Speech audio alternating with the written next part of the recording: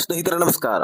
ಎಲ್ಲ ಗೃಹಲಕ್ಷ್ಮಿಯರಿಗೆ ಭರ್ಜರಿ good news. ಹೌದು, 33ನೇ ಕಂತಿನ ಹಣ ಅಂತೂ ಆಲ್ರೆಡಿ ಪ್ರಾರಂಭವಾಗಿ ವಿಜಯನಗರ, ಧಾರವಾಡ, ಯಾದಗಿರಿ, ಉತ್ತರ ಕನ್ನಡ ಸೇರಿದಂತೆ ದಕ್ಷಿಣ ಕನ್ನಡ, ಹೀಗೆ ಬೆಳಗಾವಿ, ಬೀದರ, ಕೊಪ್ಪಳ, ಇನ್ನು ಹಲವಾರು ಜಿಲ್ಲೆಗಳಲ್ಲಿರ್ತಕ್ಕಂತಹ ಗೃಹಲಕ್ಷ್ಮಿಯರ ಖಾತೆಗಳಿಗೆ ದುಡ್ಡು ಜಮಾ ಆಗಿರ್ತಕ್ಕಂಥದ್ದು.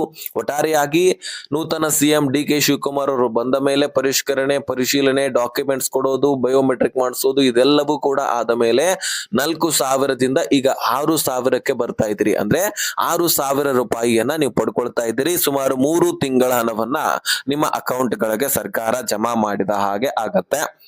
ಹತ್ತತ್ರ ಎಷ್ಟು ದುಡ್ಡನ್ನ ನೀವು ಪಡ್ಕೊಂಡಂಗ ಆಗತ್ತೆ ಅಂದ್ರೆ, ಈಗ ಸರ್ಕಾರ ಒಂದು ಕಂತಿಗೆ 2,400 ಕೋಟಿ ಖರ್ಚು ವೆಚ್ಚ ಮಾಡತ್ತೆ. ನೋಡಿ, ನೀವು ಲೆಕ್ಕ ಹಾಕಿ, 2 ಕಂತಿಗೆ 4,800 ಕೋಟಿಯಷ್ಟು ಫಂಡ್ ರಿಲೀಸ್ ಆಗಿತ್ತು. ಈಗ ಮತ್ತೆ 2,400 ಕೋಟಿ ರಿಲೀಸ್ ಆಗಿ 33ನೇ ಕಂತಿನ ಹಣವನ್ನ ಜಮಾ ಮಾಡ್ತಿದ್ದಾರೆ.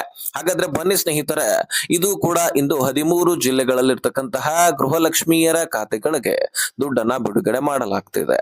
ಹಾಗಾದ್ರೆ ಯಾವ ಯಾವ ಜಿಲ್ಲೆಗಳಿಗೆ ಈ ದುಡ್ಡು ಜಮಾ ಆಗ್ತಾ ಇದೆ, ಅದೇ ರೀತಿಯಾಗಿ ಮುಂದಿನ ದಿನಗಳಲ್ಲಿ ಇನ್ನು ಎಷ್ಟು ಲಕ್ಷ ಫಲಾನುಭವಿಗಳು ಬಾಕಿ ಇದ್ದು ಅವರ ಖಾತೆಗಳಿಗೆ ಯಾವಾಗ ದುಡ್ಡು ಜಮಾ ಆಗತ್ತೆ, ಅದರ ಬಗ್ಗೆನೂ ಕೂಡ ಚರ್ಚೆ ಮಾಡೋಣ. ಸೊ ತೀರಾ ಇಂಪಾರ್ಟೆಂಟ್ ಮಾಹಿತಿ, ಪ್ರತಿಯೊಬ್ಬ ಗೃಹಲಕ್ಷ್ಮಿಯರು ಕೂಡ ಈ ವಿಡಿಯೋನ ಮಿಸ್ ಮಾಡದೆ ಕೊನೆವರೆಗೂ ವಾಚ್ ಮಾಡಿ. ಸ್ನೇಹಿತರೆ, ಬಹಳ ಇಂಪಾರ್ಟೆಂಟ್ ಮಾಹಿತಿ ಇದು. ಬರೀ 13 ಜಿಲ್ಲೆಗಳನ್ನ ತಿಳ್ಕೊಳ್ಳೋದಕ್ಕೋಸ್ಕರ ವಿಡಿಯೋ ನೋಡಬೇಡಿ.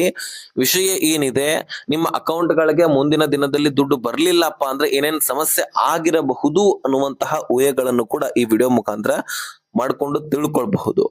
ಯಾಕಂದ್ರೆ ಲಕ್ಷಾಂತರ ಫಲಾನುಭವಿಗಳ ಬ್ಯಾಂಕ್ ಖಾತೆಯೇ ಚಾಲ್ತಿಯಲ್ಲಿಲ್ಲ. ಅವರು ಅರ್ಹತೆ ಹೊಂದಿದ್ದಾರೆ, ಡಾಕ್ಯುಮೆಂಟ್ಸ್ ಕೊಟ್ಟಿದ್ದಾರೆ, ಬ್ಯಾಂಕ್ ಅಕೌಂಟ್ ಮಾತ್ರ ಆಕ್ಟಿವ್ ಇಲ್ಲ. ಬಯೋಮೆಟ್ರಿಕ್ ಕೂಡ ಮಾಡಿಸ್ಕೊಂಡಿದ್ದಾರೆ, ಅರ್ಹತೆ ಹೊಂದಿದ್ದಾರೆ, ಅವ್ರಿಗೆ ಗೊತ್ತಿದೆ. ಆದ್ರೆ ಸರ್ಕಾರಕ್ಕೆ ನೀವು ತಿಳಿಸ್ಬೇಕಲ್ವಾ. ಈಗ ಸರ್ಕಾರ ದುಡ್ಡಂತೂ ರಿಲೀಸ್ ಮಾಡಿರತ್ತೆ, ನೀವು ಅರ್ಹತೆ ಹೊಂದಿದ್ದೀರ ಅಂತ ಅನ್ಕೊಂಡು. ಆದ್ರೆ ನಿಮ್ಮ ಬ್ಯಾಂಕ್ ಅಕೌಂಟ್ ಆಕ್ಟಿವ್ ಇರ್ಲಿಲ್ಲ ಅಂದ್ರೆ ಯಾರ ಬ್ಯಾಂಕ್ ಅಕೌಂಟ್ಗೆ ಸರ್ಕಾರ ದುಡ್ಡು ಮಾಡ್ಬೇಕು ಹೇಳಿ ನೋಡೋಣ. ಅದಕ್ಕಾಗಿ ನಿಮ್ಮ ಬ್ಯಾಂಕ್ ಅಕೌಂಟ್ ಅನ್ನ ನೀವು ಆಕ್ಟಿವ್ ಇಟ್ಕೊಳ್ಬೇಕಾಗತ್ತೆ. ಆಕ್ಟಿವ್ ಇಟ್ಕೊಳ್ಬೇಕಂದ್ರೆ ಏನು, ನಿಮ್ಮ ಖಾತೆಯನ್ನ ಆಕ್ಟಿವ್ ಇಟ್ಕೊಳ್ಬೇಕಂದ್ರೆ ಪ್ರತಿ ಒಂದು ತಿಂಗಳಲ್ಲಾದ್ರೂ ನೀವು ಏನ್ ಮಾಡ್ಬೇಕು, ಟ್ರಾನ್ಸಾಕ್ಷನ್ ಅನ್ನ ಮಾಡಿಸ್ತಾ ಇರ್ಬೇಕು. ಈಗ ಟ್ರಾನ್ಸಾಕ್ಷನ್ ಅಂದ್ರೆ ಏನಪ್ಪಾ ಅಂದ್ರೆ, ಬರೀ ಅಕೌಂಟ್ ಓಪನ್ ಮಾಡಿಬಿಟ್ರಲ್ಲ, ಅಕೌಂಟ್ ನಲ್ಲಿ ದುಡ್ಡು ಹಾಕೋದು, ತೆಗಿಯೋದು, ಈ ರೀತಿ ನೀವು ಮಾಡ್ತಾ ಇರಬೇಕು. ಬರೀ ಒಂದ್ ದಿವಸ ಅಕೌಂಟ್ ನಲ್ಲಿ ದುಡ್ಡು ಹಾಕೋದು, ಅದನ್ನ ಬಿಟ್ಬಿಡೋದು, ಅಥವಾ ಅಕೌಂಟ್ ನಲ್ಲಿ ಸಫಿಸಿಯೆಂಟ್ ಬ್ಯಾಲೆನ್ಸ್ ಇಲ್ಲದೆ ಇರುವಂತಹ ಕಾರಣಕ್ಕಾಗಿ ನಿಮ್ಮ ಬ್ಯಾಂಕ್ ಅಕೌಂಟ್ ಗೆ ದುಡ್ಡು ಜಮಾ ಆಗಿದ್ರು ಸಹಿತ ಏನಾಗತ್ತೆ, ಆ ಬ್ಯಾಂಕ್ ನವ್ರು ಏನ್ ಮಾಡ್ತಾರೆ, ಸಫಿಸಿಯೆಂಟ್ ಬ್ಯಾಲೆನ್ಸ್ ಇವ್ರು ಇಟ್ಟಿಲ್ಲ, ಹೀಗಾಗಿ ಬ್ಯಾಂಕ್ ನವರು ಕಟ್ ಮಾಡ್ಕೊಳ್ತಿರ್ತಾರೆ. ನೋಡಿ ಬೇಕಾದ್ರೆ ನೀವು ಈಗ SBI ನಲ್ಲಿ 1,000 ಇಡ್ಬೇಕಂತ ಇರತ್ತೆ.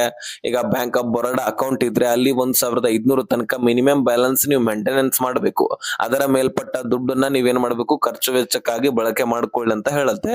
ಆದ್ರೆ ನೀವು 1,500 ರೂಪಾಯಿ ತನಕವೂ ಕೂಡ ಆ ಬ್ಯಾಂಕ್ ನಲ್ಲಿ ಇಡ್ಲಿಲ್ಲಪ್ಪ ಅಂದ್ರೆ ಅದೇನಾಗತ್ತೆ, ನಂತರ ನಿಮ್ಮ ಅಕೌಂಟ್ ಗಳಿಗೆ ನೀವು ದುಡ್ಡು ಹಾಕಿ ಅಥವಾ ಗೃಹಲಕ್ಷ್ಮಿ ತರ ಯಾವುದೇ ಯೋಜನೆಯ ಮುಖಾಂತರ ದುಡ್ಡು ಬಂದ್ರು ಅದನ್ನ ಕಟ್ ಮಾಡ್ಕೊಂಡಿರ್ತಾರೆ. ಆದ್ರೆ ನಿಮಗೆ ಗೊತ್ತಾಗಿರೋದಿಲ್ಲ. ಹೀಗಾಗಿ ನಿಮ್ಮ ಬ್ಯಾಂಕ್ ಖಾತೆಗಳಿಗೆ ದುಡ್ಡು ಬಂದಿದ್ರು ಸಹಿತ ಗೊತ್ತಾಗಿರೋದಿಲ್ಲ. ಟ್ರಾನ್ಸಾಕ್ಷನ್ ಚೆಕ್ ಮಾಡ್ಕೊಳ್ಳಿ ಒಂದು, ಅಥವಾ ಬ್ಯಾಂಕ್ ಅಕೌಂಟ್ ಆಕ್ಟಿವ್ ಇರ್ಲಿಲ್ಲ ಅಂದ್ರೆ ಬ್ಯಾಂಕಿಗೆ ಹೋಗಿ ಭೇಟಿ ಕೊಡಿ. ಒಂದು ಸಾರಿ ಅದರಲ್ಲಿ KYC ಮಾಡಿಸ್ಕೊಂಡು ದುಡ್ಡನ್ನ ಹಾಕಿ ತೆಗೆದು ಮಾಡಿದ್ರೆ ಮುಗಿದೋಯ್ತು, ನಿಮ್ಮ ಕೆಲಸ ಕಂಪ್ಲೀಟ್ ಆದ ಹಾಗೆ. ಸೊ ಈ ಕೆಲಸವನ್ನ ಪ್ರತಿಯೊಬ್ರು ಕೂಡ ಮಾಡಬೇಕು. ಇಲ್ಲ ಅಂದ್ರೆ ನಿಮ್ಮ ಅಕೌಂಟ್ ಆಕ್ಟಿವ್ ಇರೋದಿಲ್ಲ. ಅದನ್ನ ಆಕ್ಟಿವ್ ಮಾಡ್ಕೊಳ್ಬೇಕು. ಯಾಕಂದ್ರೆ ಅರ್ಹತೆ ಹೊಂದಿರ್ತೀರಿ, ದುಡ್ಡು ಜಮಾ ಆಗ್ತಿರೋದಿಲ್ಲ. ಸುಮ್ನೆ ದುಡ್ಡನ್ನ ಯಾಕೆ ಕಳ್ಕೊಳ್ತೀರಿ, ಅದಕ್ಕಾಗಿ ದುಡ್ಡನ್ನ ಪಡ್ಕೊಳ್ಬೇಕು. ನೀವು ಸರಿಯಾಗಿ ಅರ್ಹತೆ ಹೊಂದಿದ್ರು ಸಹಿತ ದುಡ್ಡು ಬರ್ತಾ ಇಲ್ಲ ಅಂದ್ರೆ ಇದಿಷ್ಟು ಸಮಸ್ಯೆ ಆಗಿರುತ್ತೆ, ಅದನ್ನ ಸರಿಪಡಿಸ್ಕೊಳ್ಳಿ. ಓಕೆ, ಈಗ ಮುಖ್ಯವಾದ ಟಾಪಿಕ್ ಕಡೆನೆ ಬರೋಣ. 33ನೇ ಕಂತಿನ ಹಣ ಬಿಡುಗಡೆ ಆಗಿತ್ತು. ಈಗಾಗಲೇ ಲಕ್ಷಾಂತರ ಫಲಾನುಭವಿಗಳಿಗೆ ಜಮಾ ಆಗಿದೆ. ಹಾಗಾದ್ರೆ ಇಂದು ಯಾವ ಯಾವ ಜಿಲ್ಲೆಗಳಿಗೆ ದುಡ್ಡು ಬರ್ತಾ ಇದೆ ಅದನ್ನ ನೋಡೋದಾದ್ರೆ, ಬೆಳಗಾವಿ, ಹುಬ್ಬಳ್ಳಿ ಮತ್ತು ಧಾರವಾಡ, ಗದಗ ಜಿಲ್ಲೆಗೆ, ಹಾವೇರಿ ಜಿಲ್ಲೆಗೆ, ಉತ್ತರ ಕನ್ನಡ, ಶಿವಮೊಗ್ಗ, ದಾವಣಗೆರೆ ಜಿಲ್ಲೆಗೆ, ಅದೇ ರೀತಿಯಾಗಿ ಚಿತ್ರದುರ್ಗಕ್ಕೆ, ತುಮಕೂರಕ್ಕೆ, ಚಿಕ್ಕಬಳ್ಳಾಪುರಕ್ಕೆ, ಕೋಲಾರಕ್ಕೆ, ರಾಮನಗರ ಮತ್ತು ಮಂಡ್ಯ ಜಿಲ್ಲೆಗೆ ಇವತ್ತಿನ ದಿನ ದುಡ್ಡು ಜಮಾ ಆಗ್ತಾ ಇದ್ದು, ಈ ಒಂದು ಜಿಲ್ಲೆಗಳಲ್ಲಿ ನಿಮ್ಮ ಜಿಲ್ಲೆನೂ ಕೂಡ ಆಗಿದ್ರೆ ನಿಮ್ಮ ಖಾತೆಗಳಿಗೂ ಕೂಡ ದುಡ್ಡು ಜಮಾ ಆಗುವಂತದ್ದು ವರಿ ಮಾಡ್ಕೊಳ್ಳುವಂತಹ ಅವಶ್ಯಕತೆನೇ ಇಲ್ಲ ಸ್ನೇಹಿತರೆ. ಸೊ ಪ್ರತಿಯೊಬ್ಬರ ಖಾತೆಗಳಿಗೂ ಕೂಡ ಈ ದುಡ್ಡನ್ನ ಜಮಾ ಮಾಡಲಾಗತ್ತೆ. ಸೊ ಒಂದ್ ಸ್ವಲ್ಪ ಡಿಲೇ ಹೆಚ್ಚು ಕಡಿಮೆ ಆಗಬಹುದು. ಮಾಡಬಹುದು. ಯಾಕಂದ್ರೆ ಒಂದು ಕಂತಿನ ಹಣ ಕ್ಲಿಯರ್ ಆಗ್ಬೇಕಂದ್ರೆ ಸುಮಾರು 10ರಿಂದ 15 ದಿನ ಟೈಮ್ ತೆಗೆದುಕೊಳ್ಳುತ್ತೆ. ಒಂದೇ ದಿನದಲ್ಲಿ ಅಥವಾ 2 ದಿನದಲ್ಲಿ ಕ್ಲಿಯರ್ ಆಗ್ಬೇಕಂದ್ರೆ ಸಾಧ್ಯವಿಲ್ಲ. ಅದಕ್ಕಾಗಿ ಟೈಮ್ ಹೆಚ್ಚು ಕಡಿಮೆ ತೆಗೆದುಕೊಳ್ಳುತ್ತೆ.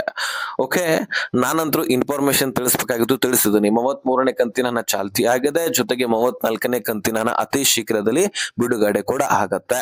ಓಕೆ, ಈ ಇನ್ಫಾರ್ಮೇಶನ್ ಅನ್ನ ಆದಷ್ಟು ಎಲ್ಲ ಗೃಹಲಕ್ಷ್ಮಿಯರಿಗೆ ಶೇರ್ ಮಾಡಿ. ಅದರಲ್ಲಿ ಯಾರಿಗೆ ದುಡ್ಡು ಜಮಾ ಆಗ್ತಾ ಇಲ್ಲ ನೋಡಿ, ಅವರಿಗೆ ಮೊದಲು ಶೇರ್ ಮಾಡಿ. ಓಕೆ, ಯಾರು ಚಾನಲ್ಗೆ ಸಬ್ಸ್ಕ್ರೈಬ್ ಮಾಡಿಲ್ಲ ಬೇಗನೆ ಸಬ್ಸ್ಕ್ರೈಬ್ ಮಾಡ್ಕೊಂಡ್ಬಿಡಿ.